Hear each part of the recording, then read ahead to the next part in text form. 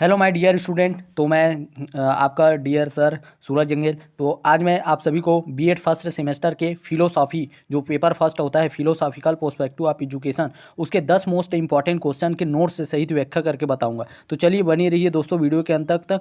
ये है हमारा वो बुक है, ठीक है, एन पापा राव का फेमस बुक होता है। अब चलिए देखते हैं हमारे नोट्स में क्या क्या है। तो सबसे फर्स्ट क्वेश्चन आता है दोस्तों, शिक्षा का अर्थ बताते हुए इसकी प्रकृति पर चर्चा कीजिए। शिक्षा के प्रमुख उद्देश्य कौन कौन से हैं स्पष्ट कीजिए। तो इसका रूपरेखा कुछ इस तरह से आप लोगों को तैयार कर लेना है। देख सकते हैं यहाँ पर यह है आपका प्रस्तावना, शिक्षा का अर्थ, शिक्षा की परिभाषा, प्रकृति, कार्य, ये सब, ठीक है। ये देख सकते हैं, पूरा एक बार देख लीजिए। चलिए अब नेक्स्ट पेज में जाते हैं हम लोग। तो प्रस्तावना में क्या क्या लिखना है दोस्तों कि हमको शिक्षा की आवश्यकता क्यों पड़ती है उसको समझाना है। ये देख सकते हैं, इस तरह से मैंने लिखा है। उसके बाद शिक्षा का अर्थ देख सकते हैं। तो शिक्षा का अर्थ जो होता है वो शिक्ष धातु से बना होता है, जिसका अर्थ क्या होता है, ज्ञान प्राप्त करना, विद्या प्राप्त करना, ये शिक्षा का अर्थ है, ठीक है। उसके बाद इसको थोड़ा सा वेन डायग्राम के थ्रू आपको समझाना है स्वोपनिषद के अनुसार क्या होता है करके। तो ये तीन चीज़ों से मिलकर बना होता है, एक तो एजुकेयर और एजुकेटम, और एक होता है एजुसियर। तो इन सब का अर्थ आप लोग पढ़ लेना दोस्तों, ये है, ठीक है। आप लोग को पूरा नोट्स प्रोवाइड कर रहा हूँ और देखते रहिए, अंत तक बने रहिए। और ये शिक्षा की प्रकृति है, तो उसका शिक्षा एक जीवन पर्यंत चलने वाली है। शिक्षा निहित प्रक्रियाओं का प्रकटीकरण है। शिक्षा व्यक्तिगत और सामाजिक होता है, ठीक है। शिक्षा एक गतिशील है, ये सब प्रकृति है, उसका नेचर क्या है शिक्षा का, वो गतिशील होता है हमेशा। द्विध्रुवी प्रक्रिया है, त्रिध्रुवी प्रक्रिया है, ठीक है। द्विध्रुवी मतलब इसमें सिर्फ अध्यापक और बालक होते हैं, और त्रिध्रुवी मतलब अध्यापक, बालक और सामाजिक वातावरण, ये तीनों आ जाते हैं, ठीक है। शिक्षा विज्ञान एवं कला है, ये देख सकते हैं, विज्ञान है, ठीक है, कला भी है। और शिक्षा क्या है, एक सामाजिक प्रक्रिया है। शिक्षा एक बहुआयामी प्रक्रिया है। बहुआयामी मतलब इसमें अध्यापक, शिक्षार्थी, विषय वस्तु तथा सामाजिक तथ्यों और पूरा विश्व के हर चीज़ें आ जाती है, ठीक है। शिक्षा की प्रकृति की प्रमुख विशेषताएं निम्नलिखित है। तो ये देख सकते हैं दोस्तों, शिक्षा उद्देश्यपूर्ण है। इसकी मुख्य विशेषताएं हैं शिक्षा का क्या क्या, सुनियोजित होता है, अकस्मात होती है, जीवन पर्यंत प्रक्रिया है, ठीक है। क्या होती है, जीवन पर्यंत प्रक्रिया है, प्रभावी संतुलित विकास है, ये सब संतुलित विकास है, और मनोवैज्ञानिक सामाजिक है, जीवन की प्रक्रिया है, और निजी विकास की प्रक्रिया है, सैद्धांतिक क्रियात्मक होता है, क्रमबद्ध प्रक्रिया है, और एकीकृत प्रक्रिया है, और व्यक्तिगत सामंजस्य की प्रक्रिया है। ये सब विशेषताएं में आ जाएगा, ठीक है, शिक्षा के।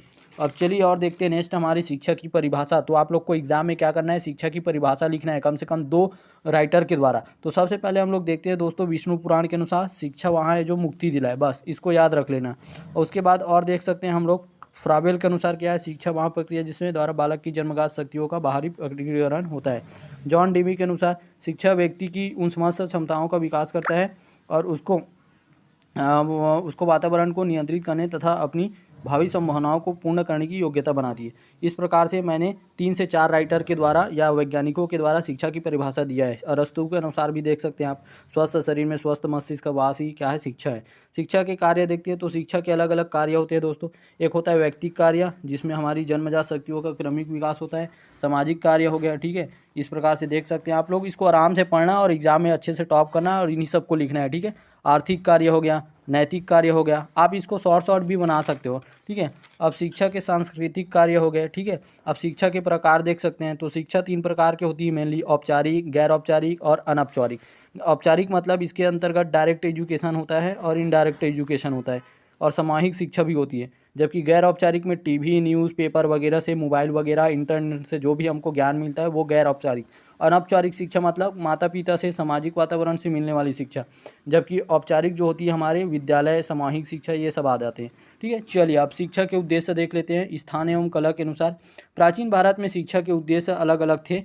तो सबसे पहले क्या था, प्राचीन भारत में अलग अलग काल के अनुसार है, ठीक है, अलग अलग समय में शिक्षा के क्या क्या अलग अलग उद्देश्य रहे होंगे। तो मैं अगर प्राचीन काल में जाऊंगा तो प्राचीन काल में मुझे अलग अलग शिक्षा के उद्देश्य मिलेंगे। उस काल में शिक्षा पाना मतलब क्या चीज़ को ग्रहण करना था, उसको पढ़ते हैं। तो सबसे पहले देख सकते हो जो प्राचीन भारत में शिक्षा के जो उद्देश्य थे वो क्या थे, पवित्रता तथा जीवन की सद्भावना, ठीक है। यहाँ पर थोड़ा सा ब्लर दिख रहा है, थोड़ा सा जूम करता हूँ, ये देखिए, पवित्रता तथा जीवन की सद्भावना, ठीक है। पवित्रता मतलब जीवन को पवित्र बनाना ही क्या था, शिक्षा की उद्देश्य था। चरित्र निर्माण करना, व्यक्तित्व का विकास करना, संस्कृति का संरक्षण करना। इसको मैं पूरा दिखा देता हूँ ताकि आप लोग आराम से पढ़ना, ठीक है।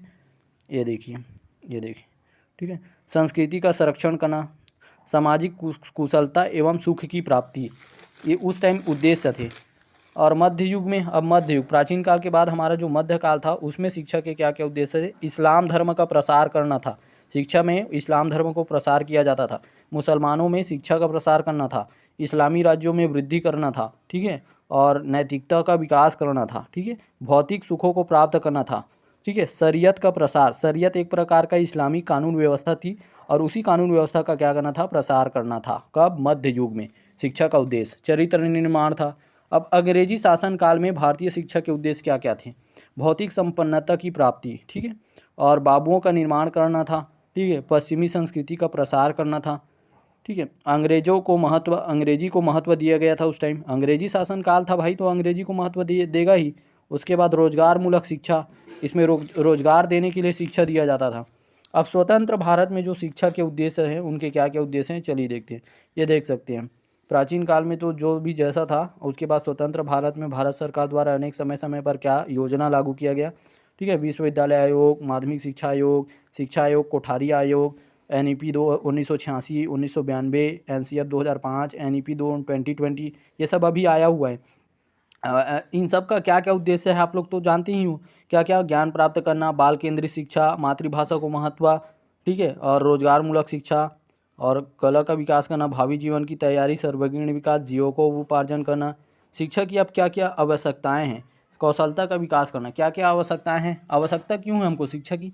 तो ज्ञान प्राप्त के लिए, समझ विकसित करने के लिए, सकारात्मक योगदान के लिए, आत्मविश्वास जागृत करने के लिए, व्यक्तित्व का विकास, राष्ट्रीय संस्कृति की संरक्षण, मानसिक सद्भावना का विकास, और यहाँ पर रोजगार प्राप्ति भी लिख सकते हैं, और एक कुशल नागरिक के रूप में अपने देश के लिए कार्य करना भी लिख सकते हैं, ठीक है। अब ये हो गया हमारे शिक्षा की आवश्यकताएं। अब आता है उपसंहार। उपसंहार में आप लोग को क्या लिखना है कि हमको शिक्षा के मेन निष्कर्ष क्या निकलता है।